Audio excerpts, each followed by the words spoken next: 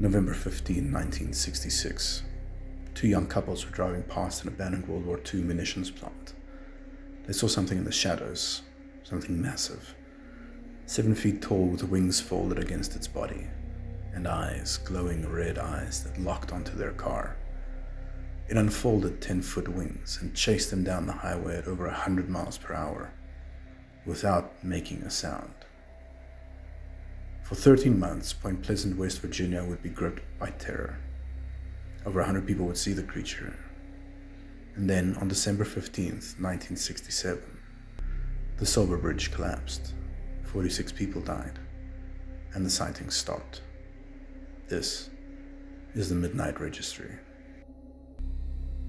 In the space between midnight and dawn, when the world turns cold and the light is gone, something's watching from the tree-line edge. These are the stories they don't want you to know. Before we get into tonight's story, I want to give credit where it's due. The Mothman sightings of Point Pleasant, West Virginia are among the most documented cryptid encounters in American history. Over 100 witnesses, 13 months of terror, and tragedy that killed 46 people. The primary witnesses we'll focus on: Linda Scarberry, Roger Scarberry, Steve Mallet, and Mary Mallet were the first to report the creature on November 15th, 1966. Their encounter launched an investigation, media frenzy, and ongoing mystery that persists to this day. Point Pleasant has embraced the legend. There's a Mothman museum, a statue, and even an annual festival. But for the people who saw it in 1966, for the families who lost loved ones when the bridge fell, this wasn't folklore, it was real. Full credit to the witnesses, the investigators, and the community of Point Pleasant for preserving this history. Now, let's get to it. Point Pleasant, West Virginia, 1966. A small town on the Ohio River, population of about 6,000. Blue-collar, industrial, and quiet. The kind of place where everyone knew everyone, where nothing much happened. Until November 15th, 1966. The night, everything changed.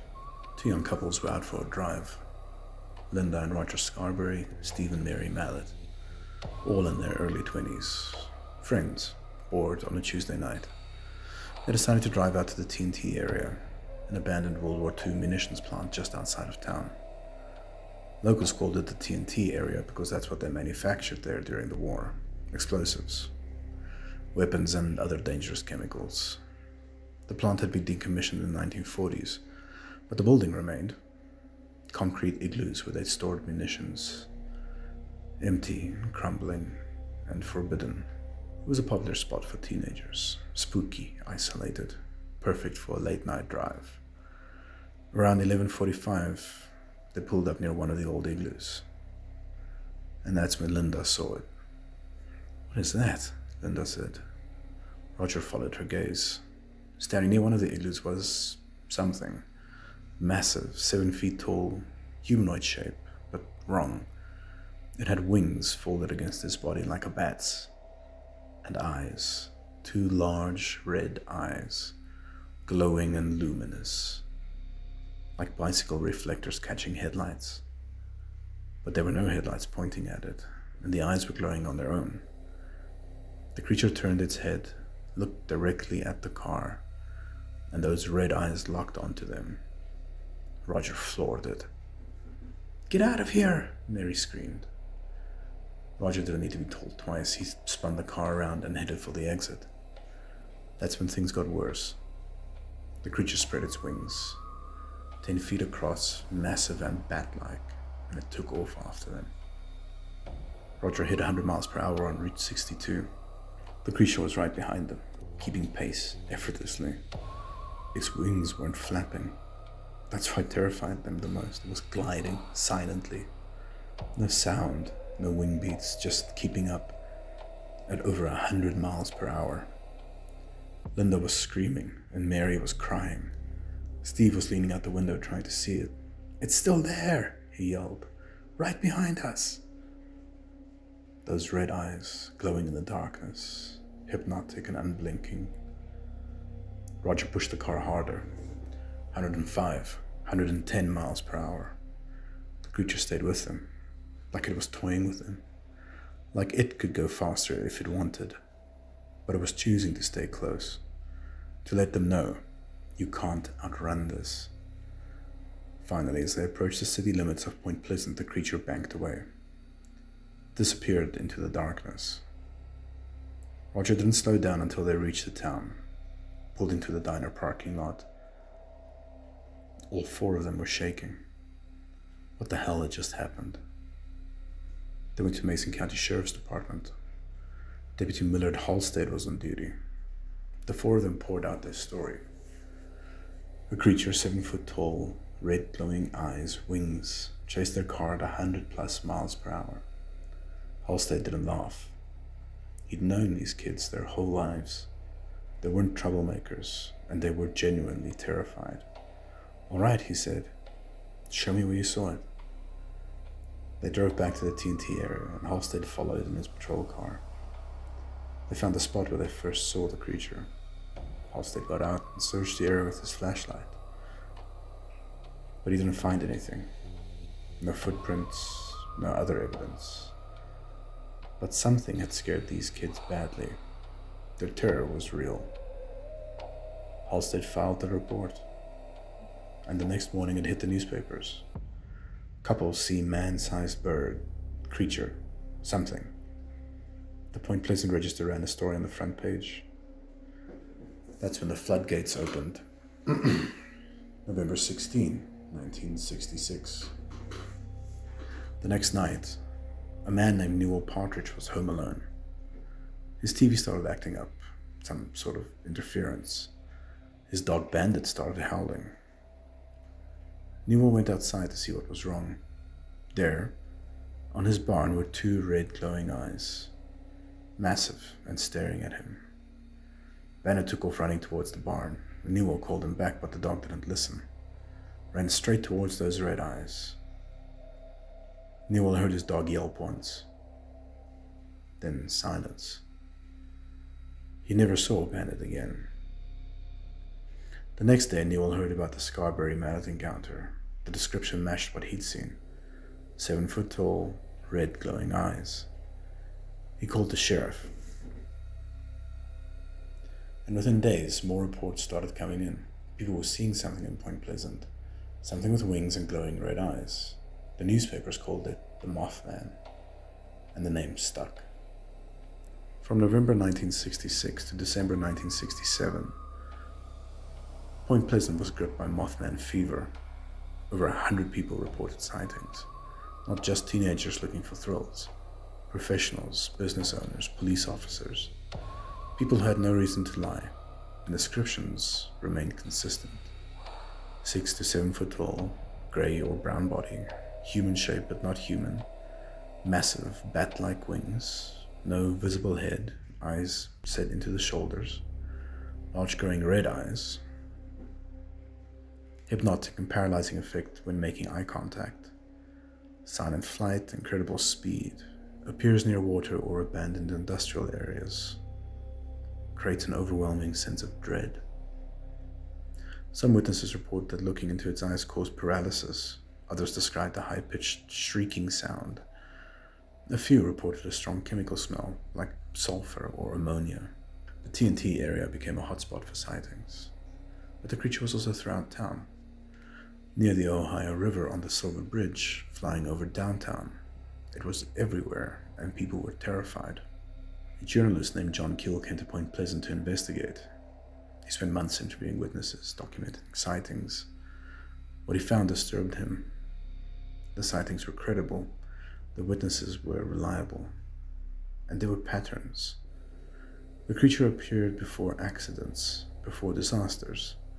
People who saw it reported bad luck afterwards, illness, injury, or a death in the family.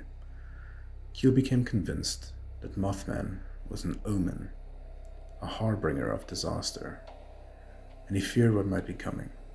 He tried to warn people, try to get them to pay attention. But Point Pleasant was exhausted for 13 months of terror. People wanted it to be over. They wanted to move on.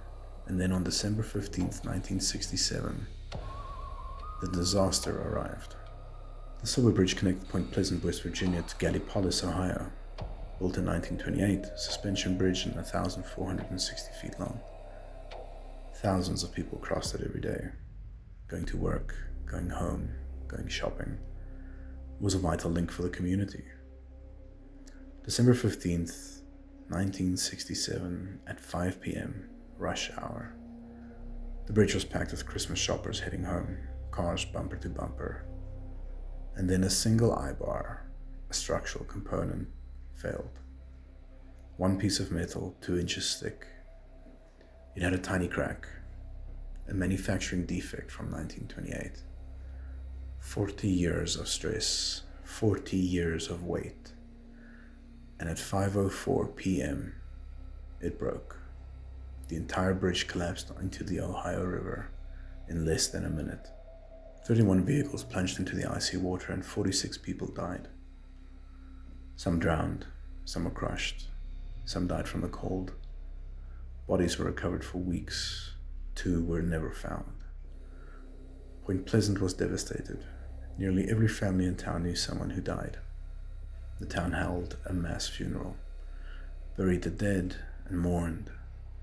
And after that day, the Mothman sightings stopped. Completely. The creature that had terrorized Point Pleasant for 13 months vanished. Like it had been waiting for this moment. Like it had come to witness this disaster. Or to warn of it. Or to cause it. Nobody knew. But the correlation was undeniable. Mothman appeared in November 1966 and the bridge fell in December 1967. And then Mothman disappeared. And Point Pleasant was left with questions. Questions that remain unanswered to this day. Theories abound. A large bird. Some have suggested a sandhill crane. Large wingspan, red markings around the eyes, but cranes can't fly at 100 miles per hour or fold wings humanoid style. Some people have said it's a secret military experiment. The TNT area was a World War II munitions plant. Chemical waste and radiation. Could something have mutated? Or was something being tested? Others have suggested an alien. The red eyes, the silent flight, the appearance before disasters. Some think he was extraterrestrial. Other theories abound. Demons or angels. A cryptid, a harbinger. That's John Keel's theory. Mothman appears before disasters. Not causing them, just present for them. The truth? We don't know. All we have are the witnesses, the photographs, which are blurry and inconclusive, the reports, and the undeniable fact that Mothman appeared, 46 people died, and then Mothman disappeared. Point Pleasant wasn't the end. Chernobyl, 1986, weeks before the nuclear disaster, workers reported seeing a large black bird-like creature with red eyes around the reactor. The Soviets called it the Black Bird of Chernobyl. Minneapolis, 2007, before the I-35W bridge collapsed that killed 13 people, several witnesses reported a large winged creature with glowing eyes near the bridge. Chicago, 2017 to 2019, over 50 sightings of a large winged humanoid with red eyes near O'Hare Airport over Lake Michigan, flying between buildings. The sighting stopped, and no disaster followed. Yet, the pattern holds. Mothman, or something like it, appears before tragedies, infrastructure failures, industrial disasters, major accidents. It's seen, it's reported, and then something terrible happens. Is it causing the disasters? Unlikely. The Silver Bridge collapse was mechanical failure. Is it attracted to impending disaster? Possibly. like it can sense structural weakness, temporal instability. Or is it trying to warn us and we're just not listening? Every witness mentions the eyes, large, red, glowing, not reflecting light, generating it. And when you looked into them, people described paralysis or a sort of hypnosis, like the eyes held you, like you couldn't look away from them. Some witnesses said they felt the creature looking into their soul, reading them, judging them. Others described feeling intense dread, a primal fear response. Is this a predator? This is danger. Something will kill you. The eyes are what made Mothman truly terrifying. Not the wings, not the size. Those red eyes, staring at you through the darkness, seeing everything that you are, and showing you nothing in return, just red light, and the promise of disaster to come. Linda Scarberry never got over it. She was 21 years old when she saw the Mothman, just a young woman out for a drive with friends. After that night, everything changed. Linda reported continued encounters.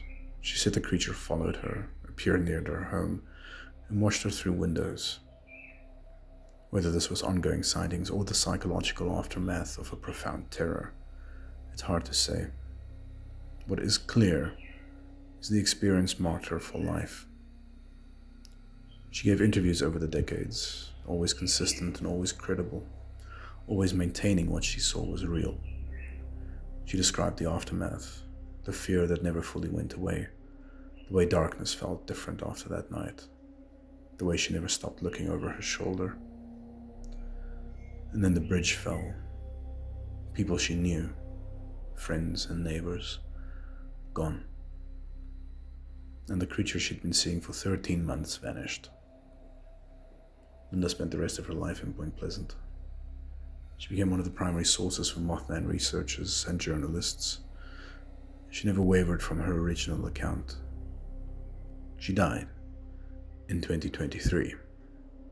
She maintained her story until the end. Point Pleasant has done something remarkable with its trauma. It has embraced it. There's a 12-foot stainless steel Mothman statue in the center of town, wings spread, eyes prominent. There's a Mothman museum, filled with newspaper clippings and witness statements and artifacts from the era. Every September, the town hosts the Mothman Festival.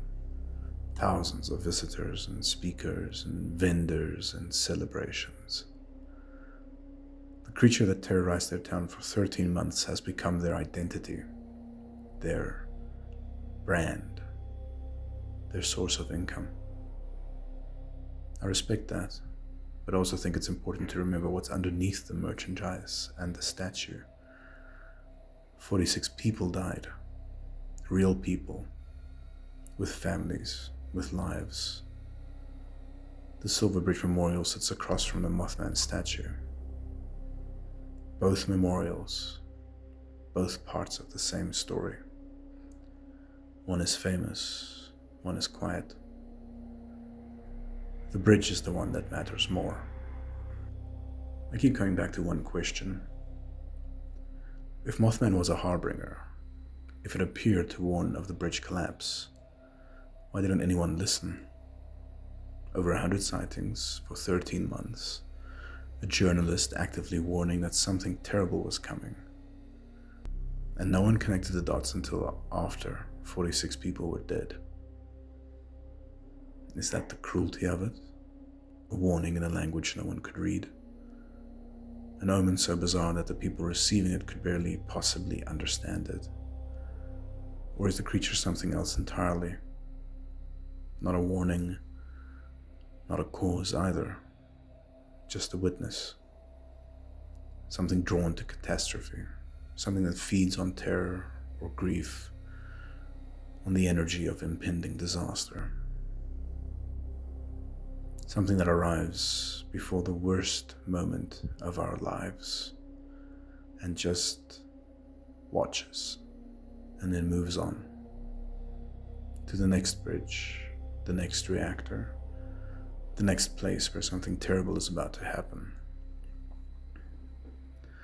Somewhere, right now, in some city you've never heard of, someone might be looking up at the sky and seeing something with wings and red, glowing eyes, and wondering what it means.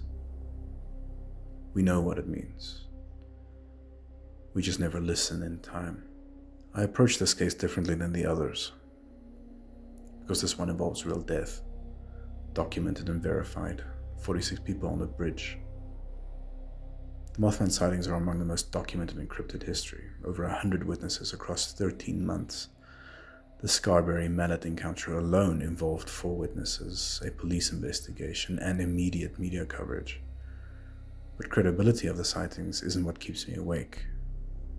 It's the timing. The creature appeared in November 1966, and the bridge fell in December 1967. The sightings stopped immediately after. That correlation is either the most extraordinary coincidence in paranormal history, or it means something. John Keel believed it meant something. He spent months in Point Pleasant, interviewing witnesses, documenting patterns, and concluded that Mothman was a harbinger, an entity drawn to impending catastrophe. The Chernobyl reports, the Minneapolis bridge sightings, the Chicago wave, the same pattern. Winged creature with glowing red eyes appears. Disaster follows. I want to be careful here. Silver Bridge collapsed because of a manufacturing defect in a single eye bar. That's engineering.